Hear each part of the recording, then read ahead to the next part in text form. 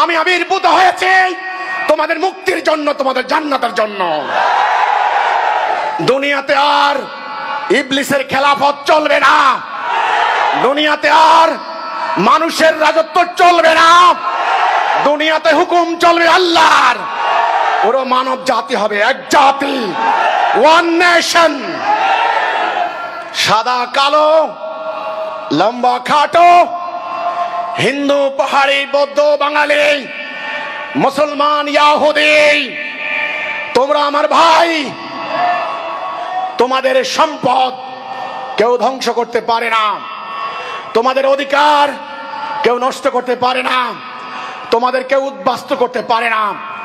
passport visa দিয়ে তোমাদের গতি রুদ্ধ করতে পারে না, তোমাদের চলাচলের পথে তোমাদের ব্যারিকেড দিয়ে, সীমানা দিয়ে, কাঁটাতারের বেড়া দিয়ে তোমাদের পথ রুদ্ধ করতে